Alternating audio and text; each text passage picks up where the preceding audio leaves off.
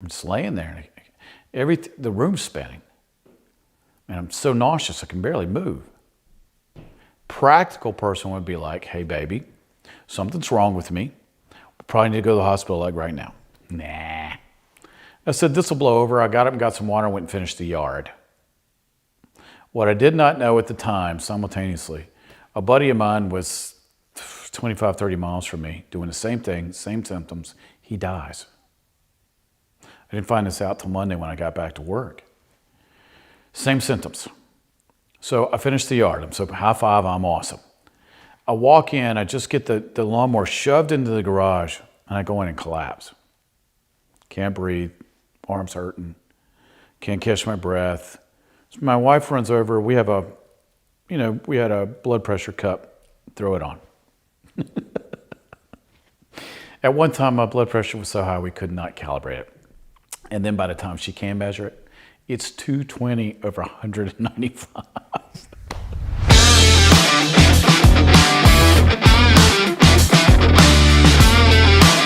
right, I'm Scott Farrell. Welcome to this episode of What's Your Problem? Great episode today, a great topic, one that women voice to me all the time, and my own wife says it to me at least once a week. Are men really idiots? Are men idiots? Well, you always have to sit and go, all right, somebody makes a statement. Is there enough data to back it up? All right, well, let's look at it. Are men really idiots? Ladies, I did this one for you. I hear this a lot. People will email me, text me, and go, why is my husband so stupid? He acts like an idiot. Why do little boys do this? People ask me all the time, why did my son do that? Are y'all just idiots? Did y'all just come out of the womb being stupid? Well, let's break down the data, and then we'll draw a conclusion. How's that? So let's analyze men's behavior. All right, so let's look at some of the things that would probably make women say, oh my goodness, you guys are idiots. Number one, let's look at this. What do men normally say that lands them in the emergency room? I've come to realize that if men didn't say these following things, half the hospitals would have empty emergency rooms. But let's look at this. Famous last words are, hey, watch this. Why do I know this? I've watched countless videos on Rob Dyrdek's show and then on YouTube of videos of stupid things people do. What gender do you think most of those videos are? Yeah, it's dudes. Russians driving's a good one. What gender do you think most of those drivers are? Daredevil stuff. People falling off buildings. People falling off mountains. I watched one today. A guy decided that he was going to climb Mount Fuji with just sandals, t-shirt, and just get up there and go, I got here. Well, what happened? He actually got somewhat up to the summit, and then he goes, I'm slipping. You see the camera rolling and rolling and rolling and rolling and rolling. They found him 2 days later. He's dead. What gender was he again? Yeah, watch this. That always ends badly. I think back to being a kid. Every time somebody said, hey man, watch this.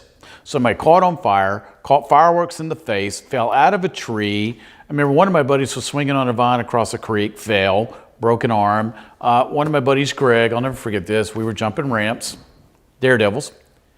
Greg went off the ramp, and I'll never forget this because it was immortalized in all our brains. Greg went off the ramp, his tire went one way, his handlebars went the other, and his face went into the road. He gets up, and we're like, he had split his nose and his lip completely in half. What were his last words? Hey guys, watch this. All right, so watch this normally means I'm going to the emergency room, either in an ambulance or somebody's going to drive me there. All right, next one. I double dog dare you. Women don't do this. Women do not go, I double dog dare you, you got to do that. Now, rule of thumb with men. If somebody double dog dare you to do something, you got to do it. I double dog dare you to drink those 24 eggs in that blender. I double dog dare you to eat all that stuff. I double dog dare you to climb that tree over there. It's like, did any of us ever go, you know, this is kind of stupid. I'm going to get killed. I double dog dare you to jump off that quarry into the water. I don't even know how deep it is. I double dog dare you to do it. I double dog dare you to go steal that thing over there.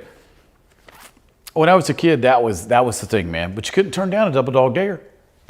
Who wrote that?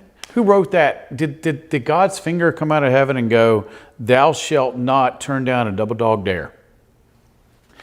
Again, most double dog dares, end up at the hospital. How many times did I go to the hospital as a kid? Yeah, a bunch. Let's look at all the injuries I have. Both ankles fractured 3 times each. Knee, surgery. Shoulder, elbow, tore my elbow completely out of socket. Back, multiple times. Neck, multiple surgeries. Yeah. Double dog dare is probably not a good idea. And again, where did I turn to look up double dog dares? YouTube, of course. It's a wealth of knowledge. If you want to go, are men idiots? And you go, where can I go collect data? I think I'll go to YouTube. Yeah.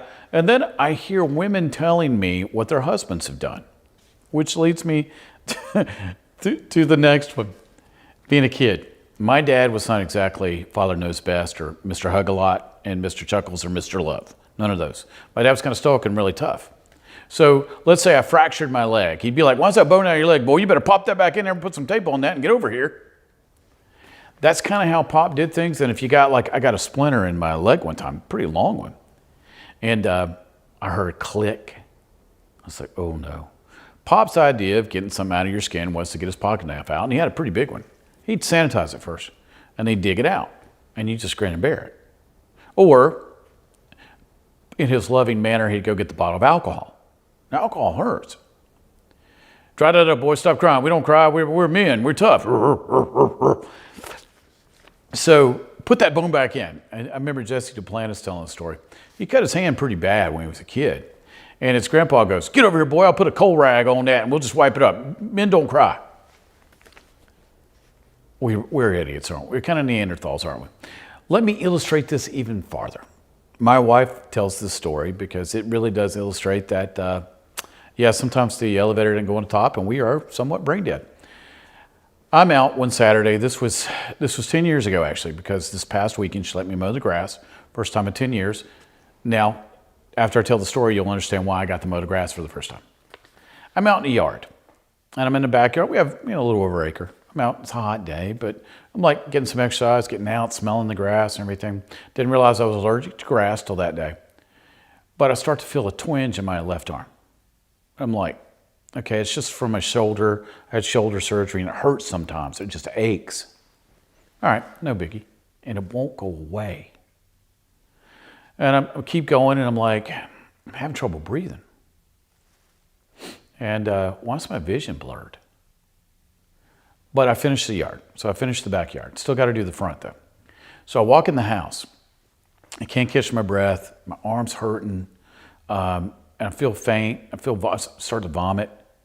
And my heart feels just like it's beating out of my chest. And I'm like, well, I'm just being a pansy. Again, double dog dare you. Hey, watch this. Put that bone back in your arm. So it's all playing in my head. Gotta be a tough guy. But I'm not recognizing the signs. So I kind of collapse on the floor. I'm just laying there. And the room's spinning. And I'm so nauseous I can barely move. Practical person would be like, hey, baby, something's wrong with me. We probably need to go to the hospital like right now. Nah. I said, this will blow over. I got up and got some water and went and finished the yard. What I did not know at the time, simultaneously, a buddy of mine was 25, 30 miles from me doing the same thing, same symptoms. He dies. I didn't find this out till Monday when I got back to work. Same symptoms. So I finished the yard. I'm so high five, I'm awesome. I walk in, I just get the lawnmower shoved into the garage and I go in and collapse. Can't breathe, arms hurting, can't catch my breath. So my wife runs over, we had a blood pressure cup, throw it on. At one time, my blood pressure was so high we could not calibrate it. And then by the time she can measure it, it's 220 over 195. Yeah, see, men are idiots. Remember that, men are idiots. I cannot tell you on camera, this is not a cable show, what she said to me. Needless to say, I'm at the doctor. Proceeded to hear, you're an idiot, why are you so stupid? The whole thing there. So we get a scan and yeah, we got some problems. Okay, so cha-ching, we got problems. So then it was explained to me that I wouldn't mow the grass anymore, and then we figured out I was just crazy allergic to grass on top of it. Then we had to get some stuff done. All right, so I got little issues with my heart, I got some issues inside, so it's time to act on those. So I can't work out, I can't mow the grass anymore, nothing. Well, the great thing was in 2019, God gave me a new heart, so that's been repaired. So this past weekend, I said, baby, can I mow the grass? I want to get outside. No, and I said, do I have a new heart? I have the heart of a 20-year-old. That's what the cardiologist said. Okay, you can mow the grass. Well, it turns out I'm no longer allergic to grass, and the only thing that was wrong now is because I've gotten out of shape and I'm a senior citizen. Outside of that, I'm all good. It's amazing that I proved the theory, are men idiots? Okay, let's take another book from my page. I got back pain. I'd had back pain. I've been a powerlifter. I tried to be a powerlifter. I tried to be a bodybuilder. I got hurt all the time. I decided, even though my back's really hurting, I'm gonna go do squats today. You could hear the pop all the way across the gym. People stopped working out. It popped so loud. My disc was a half an inch out of place. Couldn't move.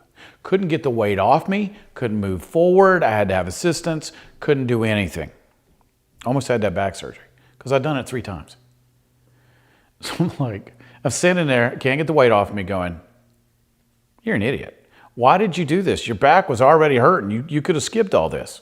Oh, let me go back over. Watch this. I double dog dare you and put that bone back into place. We are socialized to look past things that probably could kill us. I tell my wife all the time, how many times have you saved my life personally? God had to give us a helpmate because without it, we'd kill ourselves. How many times have I used to show this? I used to teach science in high school. And my favorite thing was to show the kids the Darwin Awards. Okay, Darwin Awards are sponsored. It's an award for killing yourself in the most ridiculous, stupid way you possibly could. Now, most recipients, I'd probably say 99% recipients of Darwin Awards are male. Yeah. So look it up on the line and you get to see people kill themselves. You sit and go, what were they thinking? How can you even have half a brain and go and do something like this? We're male. We've been told double dog dare, put that bone back in, and watch this. If you've been socialized to not feel pain, not show emotion, and just do stupid things to show you're tough, you're going to do stupid things to show you're tough. Now, since my wife has smartened me up, it's like, when did I quit teaching? I quit teaching because my female doctor, Dr. Sansa, and my wife filled out my resignation because they told me I had about a year to live if I didn't give up my teaching career. So I had to quit teaching because I was working 18, 20 hours a day, not sleeping. And at my age, that was probably a bad idea, right? And now I work with people who do that and get them to stop doing it because I have a behavior coaching company. And I'm also a pastor, so I'm going to get you spiritually and I'm going to get you behaviorally, both sides. So are men idiots? Let's answer that question. So what I do is I go out and ask women. I'll just walk up and go, I got a question for you, doing a little poll here. Are men idiots? They never say yes and they never say no. What they do is they launch into a story. Well, my husband did this, or my boyfriend did this, or my dad did this, or my little brother did this. And that it normally has something to do with something really stupid and a car ride or an ambulance ride to the hospital. And a lot of times it's fireworks, ramps, jumping off stuff. Believe it or not, I don't have one stupid idiot story from parachuting. So no jumping out of a plane, no flying a plane. It's always something that we didn't really think through before we did it, and it ends badly. So my wife likes to say, have you learned your lesson? And she'll sit and get that frown on her face with the eyebrow, and she'll just stare at me. Like, she gives me the face. And if you're married, you know what the stare and the face are. Because if you're married, you get that. You get that quite often. I get that a lot. Are you happy? And I'll go, don't give it to me. Don't say it. And she'll go, what? I told you so? That one.